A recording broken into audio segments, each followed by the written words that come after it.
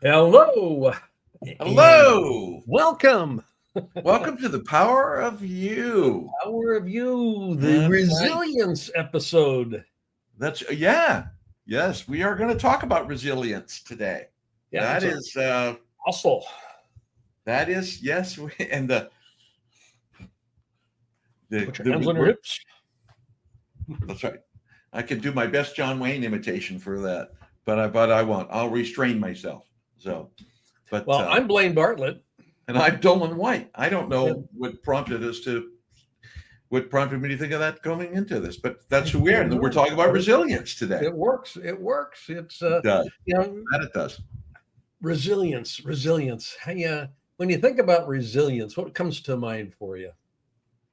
Oh, goodness gracious.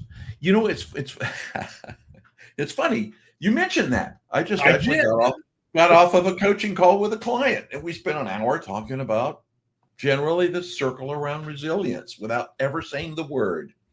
You know, it is that aspect of, you know, as a leader, when you are, you know, we're leading ourselves and leading teams, and we're causing movement, we're going to get into all that stuff in here. But when I think about resilience, it is that willingness and fortitude where we show up. We show up, and we show up every day. We are resilient. We show up with the right intention, the right state. We get our head screwed on. In the old days, we would call it get your head screwed on right. Get your head screwed on right. Get back on the horse. Get on there again. Speaking of John Wayne, there's an old John Wayne quote about courage is the willingness to get on your horse right in the battle with wet pants. With wet pants. Yeah. I just got out of the river and we gotta go. There you go. Exactly. So there's forms of resilience involved. Anyway. Yes, there are. Yeah. I mean, I was working with a client the other day, CEO of a firm, and they've been whipsawed. I mean, it's just been one thing after another in the particular market sector that they're operating. And I'd asked this guy, how are you holding up? And he said, I am exhausted. I am just exhausted. And I'm looking forward to tomorrow. And I said, great. Okay. What is it that you're looking forward to? He says, I get to reinvent this thing one more time. And I've been working with him for some time around, you know, just being really clear on for the sake of what are we doing all of this? Not, you know, our work together, but what is he doing? What's the difference it makes? Mm-hmm. And his connection to, you know, and reconnection to it, it's a continual reconnection back to that for the sake of what is this all about? What are the sake of what am I doing this? That's for him, you know, the way he gets back on the horse with wet pants. That's awesome. So that's what we're doing here today, folks. We're looking at the power of you, and resilience is the name of the game today. Oh man, yes, it is. If you know, we lead these programs off by just going to where's the out, you know, where's the pain point?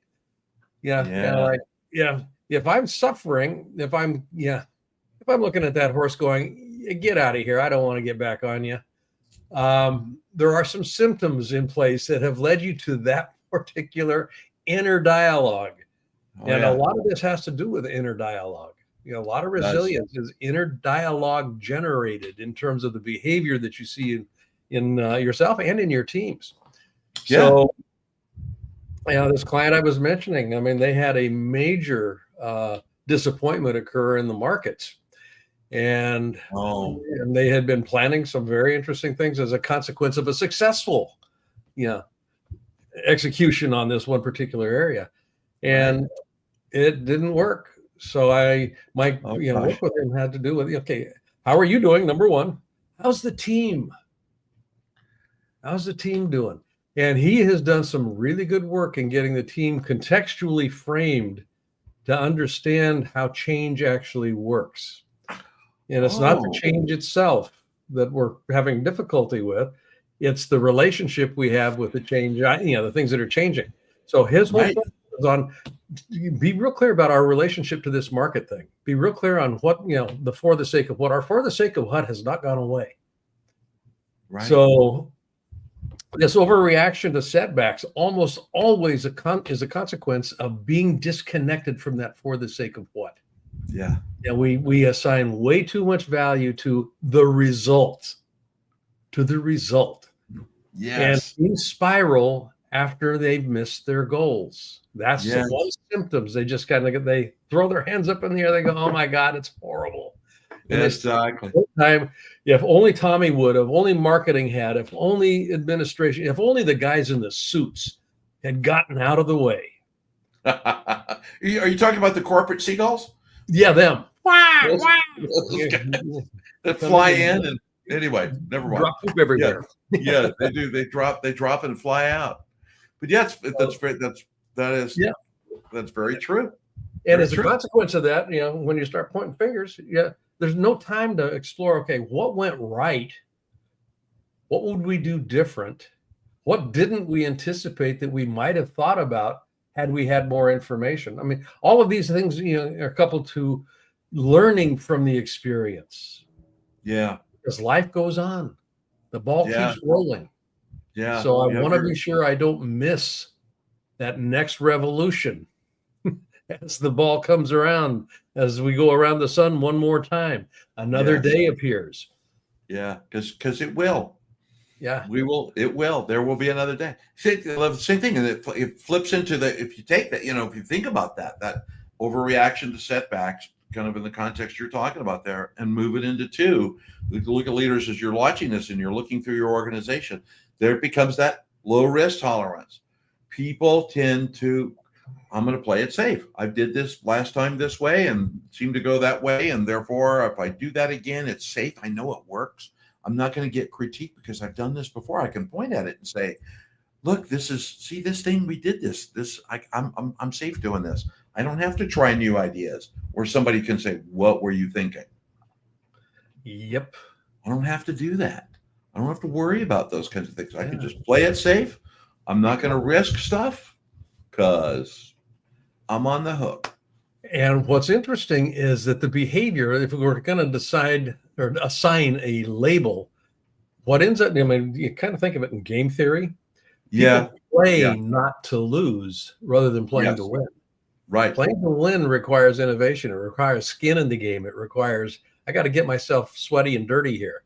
And then I get to come back again and do it again. One more time with feeling. Playing not to lose keeps my uniform clean. Exactly. But I look good. Yeah. I look good. I'll tell you what. Yeah. And how this begins to show up, low risk tolerance and all of that stuff actually begins to be behaviorally exhibited when people stop talking. Yeah. What do you think about this? Well, I guess you said it was a good idea. Let's just go along with it. And people stop voicing their concerns. They stop sharing honest feedback, because what's going to happen if I say, the emperor's got the emperor's got no clothes, let alone not any new clothes. Yeah, good example. Yeah.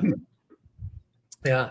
And that's, if you don't have voices in the room, you talk about an echo chamber, all you're going to hear is your own voice bouncing back at you, and you cannot course correct with that. No.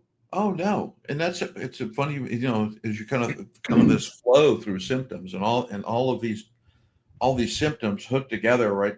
The very bottom is right with overreaction, setbacks, risk aversion. I become risk averse, right? Not risk tolerant, not risk seeking, which is innovation.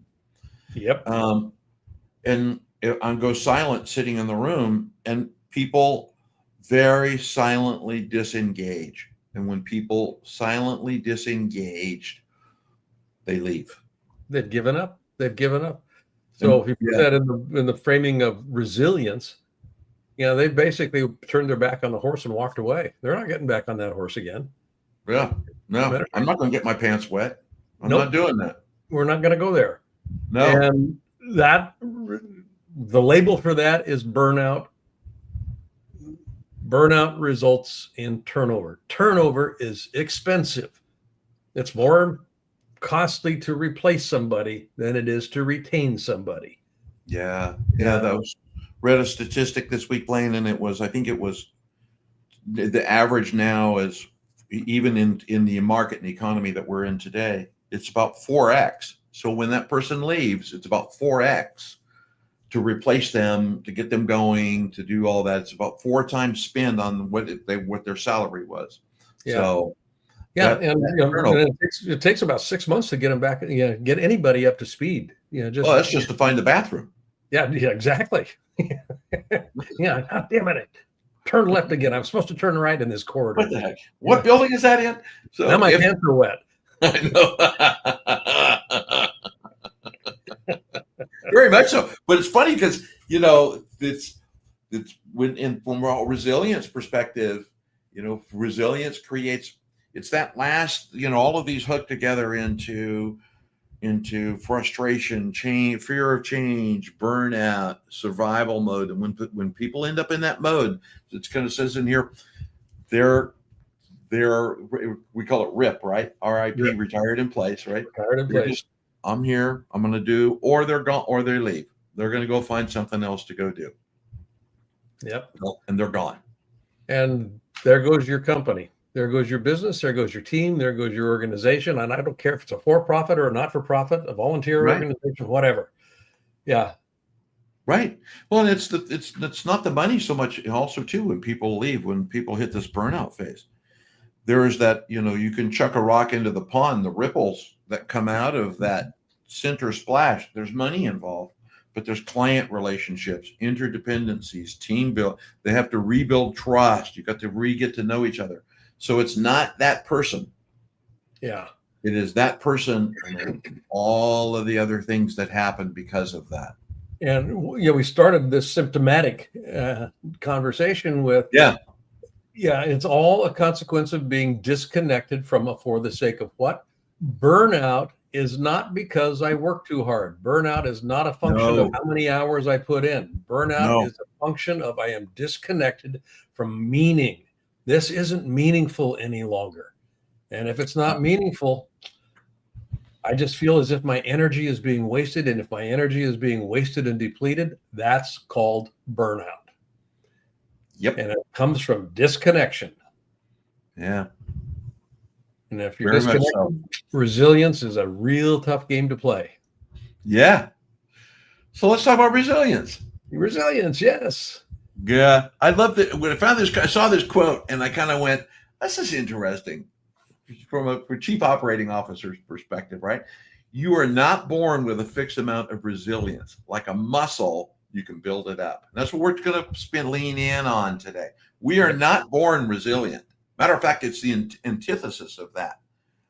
I actually believe we're wired not to be resilient. We are wired for, because we think of the triunal brain, right? We're wired for fight or flight. We start at fight or flight. Get me out of here. Am I lunch or am I having lunch? Exactly. What are we doing? And then the other two other pieces of the brain kick in and help you get past fight or flight. And so I saw this quote and I thought, that's really what we're really here for. Talk about what do you do to build that muscle? How do you create a muscle that creates you as a resilient leader, a resilient team, and a resilient organization so that you can scale and make it sustainable? Without resilience, you can't create sustainable scale. You can't get there. Can't, because you're gonna stub your toe. There are going to be speed bumps. It is not going to be smooth sailing. And you talked about the way that the brain is structured from the prefrontal cortex is you think the muscle that you build up is the thinking muscle. Yes. It's the thinking muscle that releases all kinds of chemicals into your body. Yeah. That regulate emotions, regulate behavior, all of this stuff. And it begins right in this little area of your brain. Yeah. Yeah. It's kicked in by the amygdala. There's all kinds of stuff that kind of goes on there, fight or flight. So how do we override that? How do we moderate that? How do we mitigate that? That's a muscle. Yeah. It's a muscle. Yeah. Less than the size of a golf ball. Less than the guy. Yes. Right on both sides of the brain. Right there. Exactly. Anyway. Yeah. So what is this? What's this picture? What is this? Wow. I'm glad you asked that question. These are reference models that you and I, the royal we, that's right. We use with our clients. We're looking at this whole question of resilience through the lens of leadership. Everything that we do has a leadership component to it. Leaders operate in an environment that we're calling the leadership universe. And that leadership universe has some very discrete parts to it, very little corners in the universe. The most commonly understood, the most commonly experienced are the why, what, and how. The vision, strategy, tactics. Yep. That's that you'll hear this in language all the time in an organization where we're working. This is where the prefrontal cortex, and this is where resilience lives. Resilience does not live with vision, strategy, and tactics. Resilience begins and ends with mindset and the way you connect to spirit, the way you connect your team to spirit. Spirit is a life-giving force. It's creative. It wants to keep coming up, and it will keep coming up unless it gets capped. And so we work with mindset and spirit. Imagination is one of the biggest tools that we work with here. And it's not about daydreaming. This is where the for the sake of what begins to come into play. Yeah. Imagining a for the sake of what that is compelling, attractive, inspirational, because inspiration is different than motivation. And how do you actually leverage that? How you work that is where the 4 pillars comes in. Yes. And speaking of the 4 pillars, and speaking of the 4 pillars, really when we talk about this model, and I haven't said this for a while, but I'll remind leaders, if you've seen this before, you've heard us talk, we do this slide every time. And there's a couple more after this that we do. Critically important. But what's important is all of these things live together. They eat, sleep, breathe. There's a relationship between all of these. And the 4 pillars, that relationship between trust, autonomy, communication, transparency, growth and innovation, systems of accountability, those pieces aren't all discrete. They are the pieces that help you, as a leader, that empower you to act on mindset. So what do I do with mindset? How do we use imagination in our organization so that we can drive to spirit? What is the soul of the organization? The very soul. How do we live? Because organizations are, well, we talk about this on company is merely a group of people people in relationship. That's what it is. Because there's this whole thing. It'd be so much easier without people. But that's what the 4 pillars is. And then when we're working with clients and masterminds and other things we do together, we lean in on these reference models to help add structure to what empowered leadership, servant leadership really is about, to add the structure and the process in which this is how we coach people. I mean, we provide structure, you bring the content. The content is going to be unique to you, but you have to have a structure in order for it to make sense. This is what this provides. So enough of that's the coaching application. There you go. That's the coaching application. But all of this leads to how we define leadership. Resilience is built into this definition. Influencing, state of being. I'm going to land on that one real hard right now. Your state of being. How do you show up before you ever open your mouth? The minute you walk in, you are an energetic being. You walk into this environment and people are attracted or they're repelled. They're very rarely neutral. Something about your demeanor. Is he in a good mood today? Can I approach him or her? I mean, oh boy, it looks like they got up on the wrong side of the bed this morning. I mean, all of that, or look, she looks a little down today. Emotions carry energy, and energy is what we use to cause movement. So influencing others, this is where resilience becomes really important. How do you get back on the horse? So when you walk in the room, you need to be on the horse. Yeah. You need to be on the horse.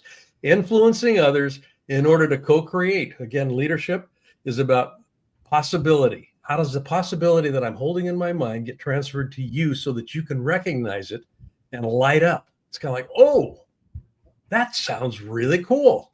have no idea how we're going to do it, but it's kind of got my attention. Yeah. Then the how becomes a coordinated movement process because you don't know what you're doing. You don't know the territory. So you're going to step on each other's toes. You're going to stub your toe and step on them. All of that stuff comes into play here. So how do you coordinate around that? How do you agree to disagree? I mean, everything that's embedded in that. It's a deep dive into communication strategies and mastery.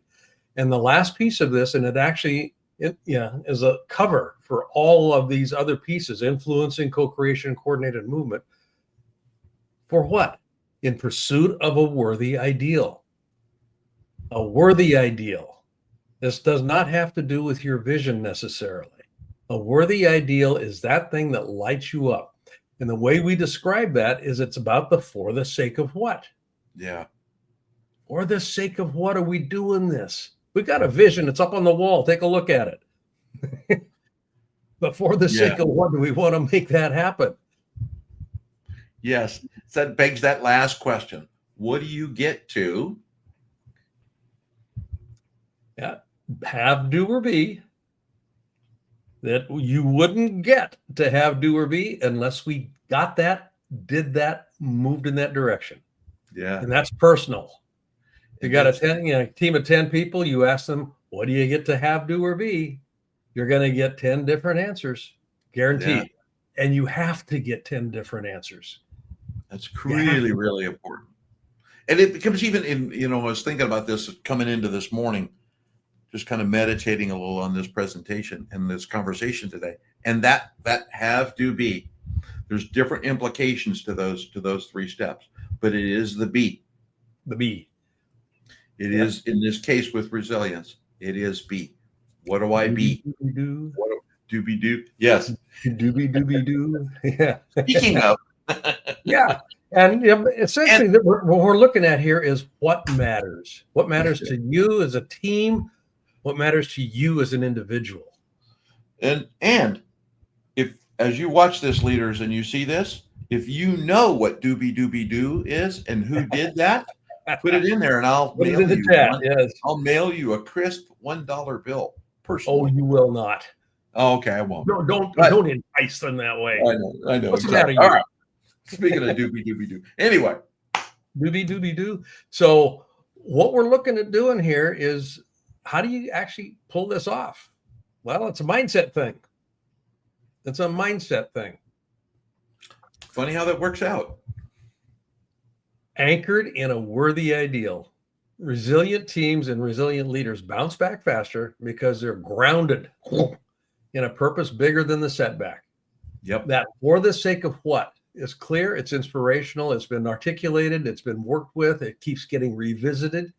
You keep coming back to it. Well, yeah, that knocked us off the horse. We come back to this again one more time. Yeah. It becomes very important. And resilience. You touched on something just in passing, and I'll share just a quick story this morning. Resilience is in particularly when a lot of times people lose track of, organizations lose track of for the sake of what, when they miss a target, they miss a mark, right? Because we pick, as leaders, we pick a number. We put up, I'm going to there. That's it. That is not the word for the sake of what. I'm going there. When you don't get there, the for the sake of what abates and can get lost.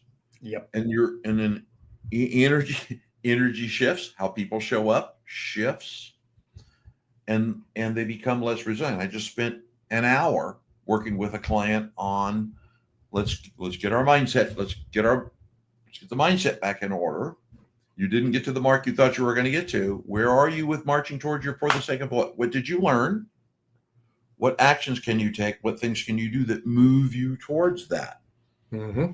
That what do you have, do, or be to move confidently towards that for the sake of the what? For the sake of what? For the sake of what didn't change. It didn't. Nope. And that's, where you get into that third piece, which is reconnecting not only with each other. How you doing? I mean, I know we're disappointed here, but how you doing? You sweated blood on this one. How you feeling right now? How you feeling? I was years ago, real early in my career, I was leading a public training company, and I was the managing director of one of their divisions. And this particular division, I had just taken it over because it was very low performing, and we had set some goals and objectives. And just for the sake of simplicity here, I'll just kind of throw some numbers in. One of the training programs that we offered, it was kind of a flagship program. This division or this particular area had only on average, the top they've ever done is about 50 people in that program. Well, we set a real aggressive stretch goal for 100. We're going to do 100, and we pulled all the stops. We're going to just double whatever we've ever done before, and we just for a month just cranked it. We came in at 99. Oh man! Came in at 99, and I got on the phone with the CEO of the company, and we were debriefing, and he said, "Well, you guys screwed the pooch here, quote unquote. You didn't get what you promised. You didn't live up to your commitment." And he just went off on this riff, and my team's in the background going, "Oh my God." Got off the call and brought everybody back and said, "Look, the number's just the number. The number is just the number. I understand what he was doing. He's lighting a fire under us and all that kind of. To take that aside, forget that conversation. What did we do this for? What did we do this for?" Great, such a reconnect. Good. And that made all the difference, because if I had just left it at that phone call, I'd have to rebuild the whole organization, because people were going to end up leaving, because they had put everything into it. So reconnecting. So important there. And it was important for me too, because the wind was taken out of my sails. It was kind of like, damn. Right, exactly. Well, there's that moment of deflation. Yeah, that didn't feel good. I didn't like that at all. But what you did, though, if you really that act, right, and doing that is the last bullet: model, mission, first behavior. And mission, probably a better word. Model, worthy, ideal, first behavior, not mission, because worthy, ideal is we're assuming people know that for the sake of what is your mission. That's what you're focused on, right? So, but model that, and as a leader, there are those moments, and they're going to happen. It's tough to do, and particularly when that phone call rings, and it's like, you said 100, you gave me 99. You guys screwed the pooch. This is you didn't tell me, you didn't do, and what are we going to do to fix this? Exactly. This is broken. Oh. Like, well, maybe it's not broken. Maybe. So this is where the learning opportunity comes in. If we had folded the tent, we would never have learned anything about what we could do next time. And we ended up, just to close the loop on this, we ended up averaging about 115 in the enrollment space for the next 6 months after that. Not amazing. It's kind of like, okay, fine, whatever. And away we went. And we had a good time doing it. Which begs the question, did the phone ring saying, "Hey, you guys beat the number"? That's a different story. The answer to that question is no. No. What? Yep. Learned a lot about leadership in that relationship. That's a surprise. There you go. So what kind of goes to, reframing setbacks as strategic insights. Yeah. Well, okay. From a strategic perspective, strategy is the path to an objective. I've got 3 or 4 different strategic routes that I can take, and then we execute on those paths. So they're not a detour. If we hit a roadblock, it's not a detour. We start treating them as data. This obstacle would not have appeared unless we were on the path to that objective. Right. The obstacle literally is an indication that we are moving, particularly if it's an obstacle we haven't encountered before. Such a good statement. Yeah. Because when you step off that edge and you're on that path, you're going places you've not been before. Yeah. You're going to discover things you didn't think about. We talked a little bit about this, but one of the things I want to just lean in on emotional agility is I think as a leader, goes back to the 5 lies that we talk about. Yeah. As a leader, we have this.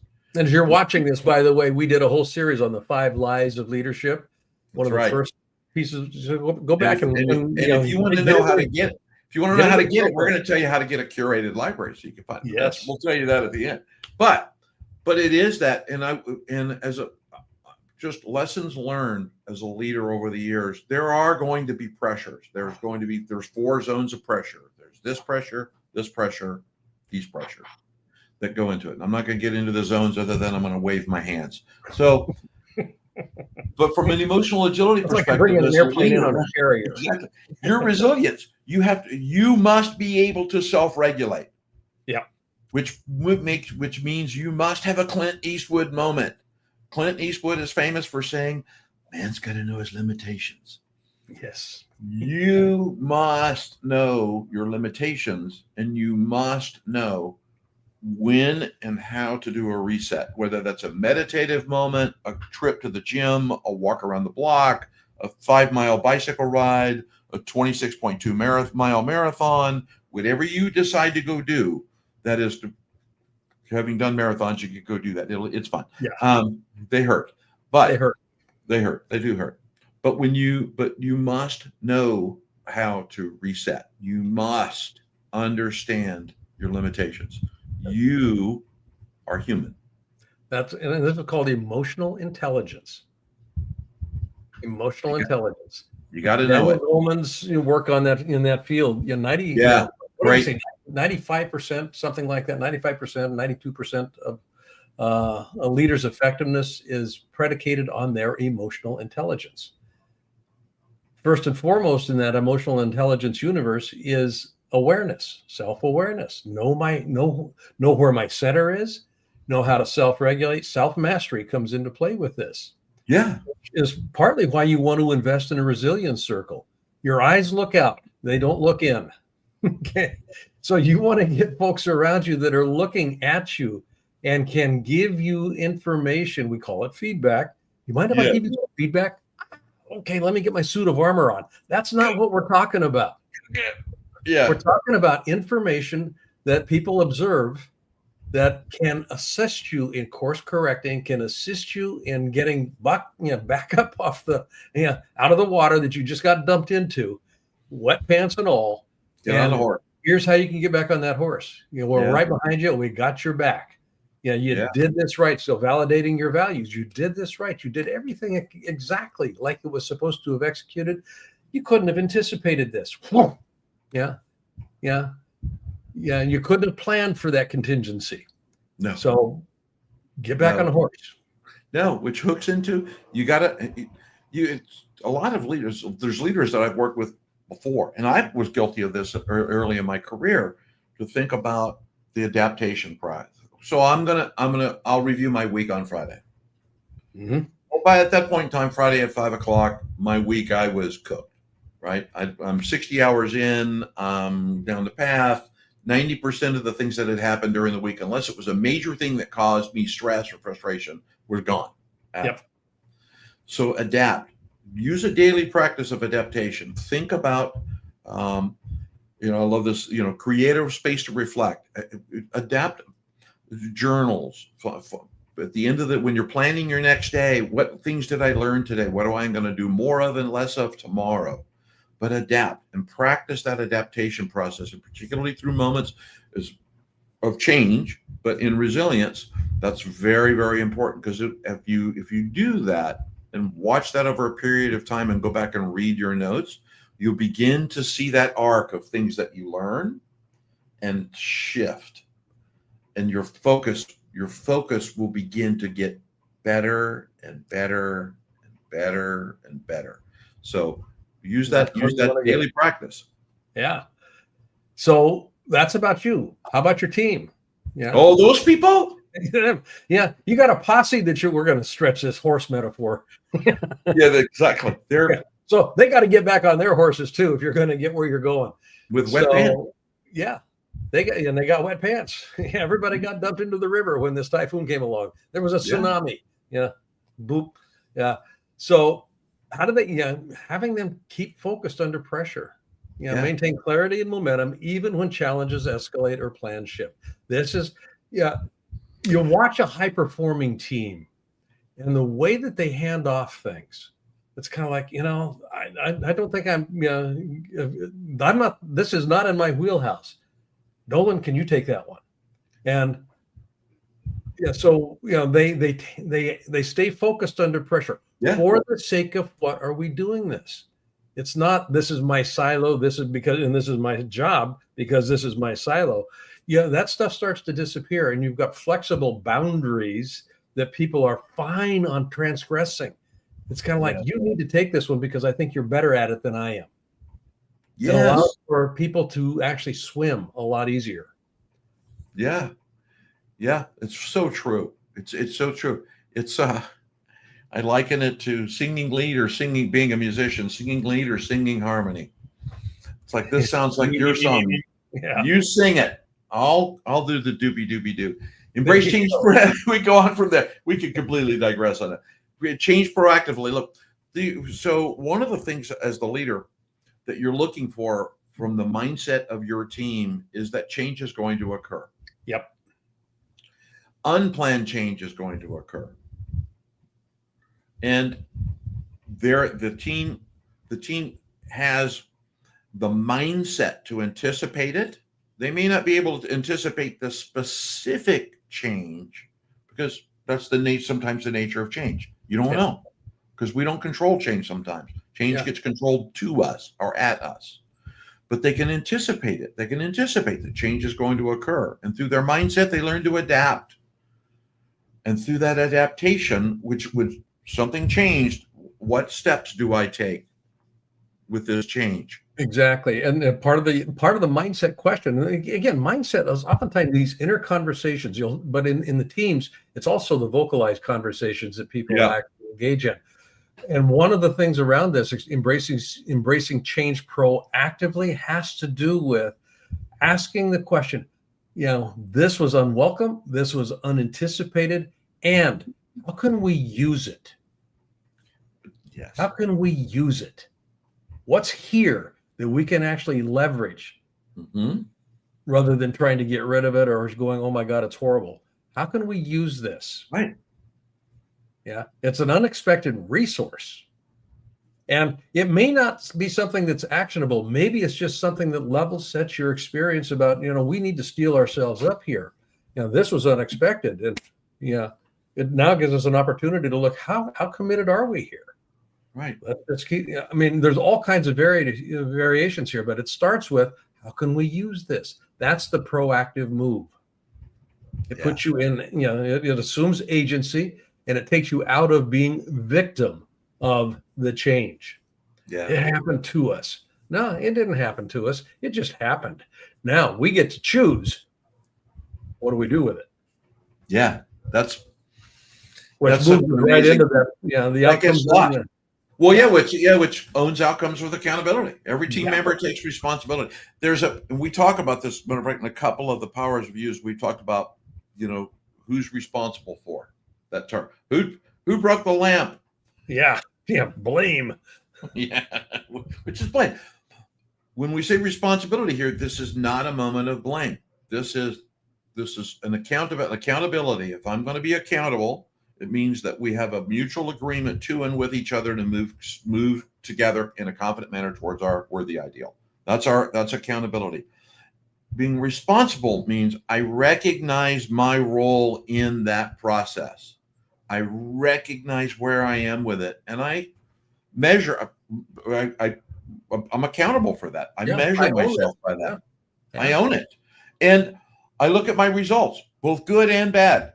We tend to only measure ourselves by, oh crap, I didn't do that as good as I thought I should, without saying, how did I do that? How did that work out so well? So we own ourselves from our results, and we learn from those things, and we develop that. Because in accountability, it is that mutual agreement that we're working with each other to move forward. We're accountable to and with each other. Now, you notice the way that that's being described. Basically, it's an open and transparent conversation style. Here's what I did. Here's what I brought to the table. Communicating openly and constructively. It's blame is out. We did this whole thing on Deming. Quality management. One of the things that Deming talks about, point 19 or whatever it is. But it's 240 217 of his principles. But it's drive fear out of the workplace. Now you take fear out of the workplace. Now you've got people communicating openly and constructively. Yeah, feedback. Yeah, I mean, honest to gosh, I mean, think about your own organizations, folks. You know, when somebody comes up to you and they say, you know, do you mind if I give you some feedback? What do you think when you hear those words? And just notice how you feel when you hear, do you mind if I give you some feedback?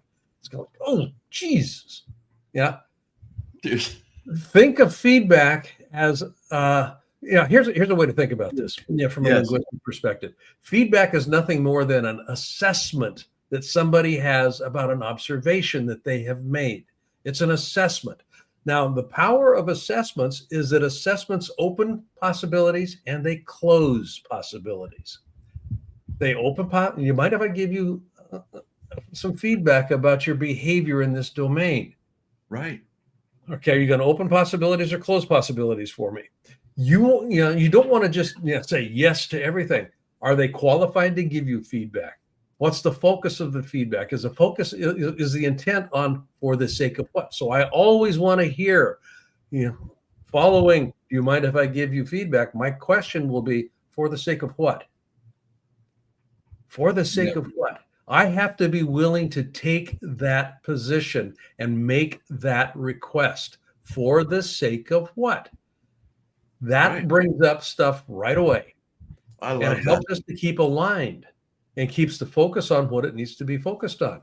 Yeah, I love that. Again, this is how you begin to build resilience, because now you take personal shots out of the question. Well, for the sake of, because I think you're a jerk and I want you to know it. Well, okay, that's not going to serve me real well. Yeah. Yes. And you have to quickly dissect it, whether this is emotive or this is an assessment. Yes. I think you sounded like, okay, so now we're going to do that one. Okay. Let's go do emotive. Okay, there we go. I'm going over there. I'll wait over here. You finish what you're saying. But if you look at that leadership, when you look at this, the mindset of the resilient team, these are, and think about the two prior slides that Blaine and I talked about, the resiliency of your team. Some of these things probably sound very familiar to what we talked about for you, hence power of you. Yeah, right? It is the power of you. Yeah, right. You're on the hook for that. You create that resiliency in your team. And then what do you do with this? I'm going to just come back to that one here real quick. All right, go back. Not that I want to, but before we transition, our intent in doing these power of you, I mean, Doland and I were talking about that this morning, way before we actually went live here. About the opportunity that we have to teach. Yeah, Doland and I are both teachers. I mean, I love teaching, particularly stuff that I think makes a difference. For the sake of what are we doing this? Because we want leaders to actually lead effectively. That's what we want. We want leaders that know how to lead effectively. And this question of leadership is so nuanced, and it's not a one-size-fits-all sort of a thing. When we start doing deep dives into this thing called leadership, I mean, we will literally do, well over 100 of these power of you sessions. We will. I mean, we're bumping. No doubt. Yeah, I think we're probably over 30 by now. We've got a lot of them.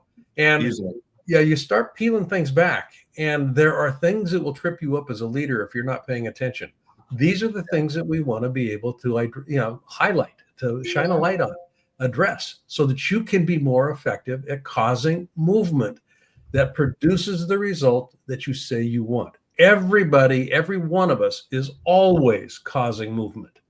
Yes. Most of us are not getting the kind of movement we need in the environments and with the people that we're working with to get the results that we say matter to us.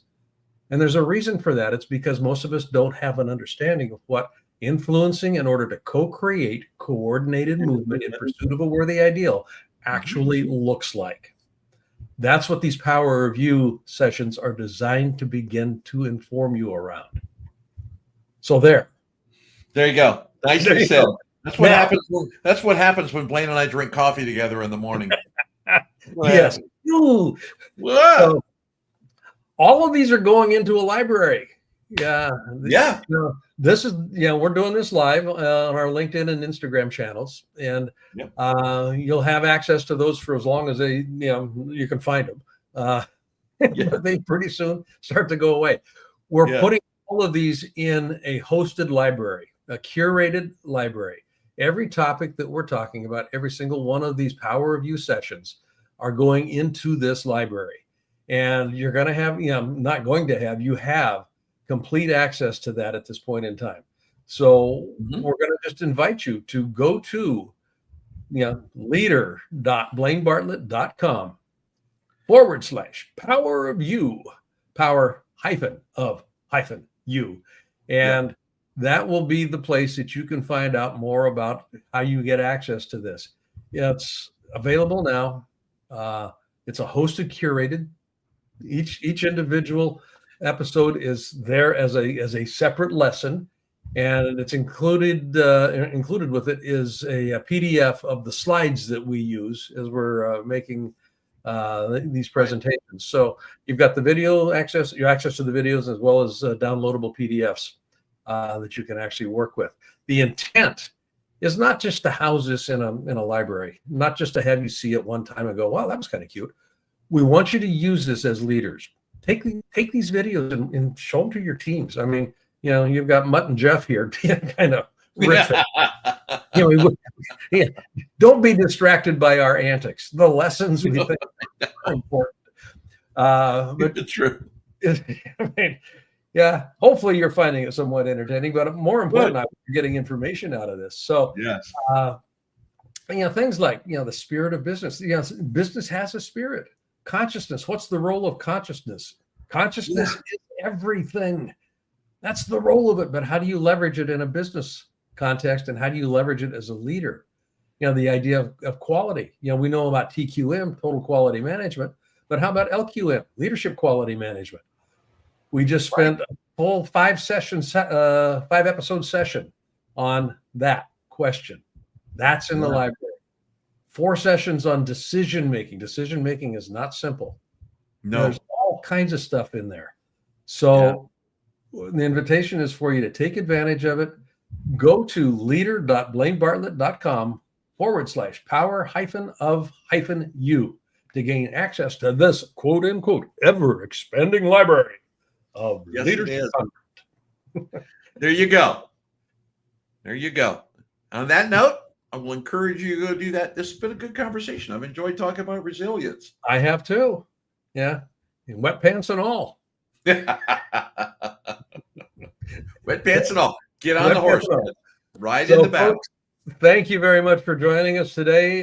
Greatly appreciate you hanging in there with us. And we will see you next Thursday. Next Thursday, we got another episode, and we're not going to tease it. We'll just let you come and join us. Yeah, come find it. 11 o'clock, LinkedIn, 11 o'clock, Instagram. You'll find us. We'll be there. Yeah, we're out here. Take care. See ya.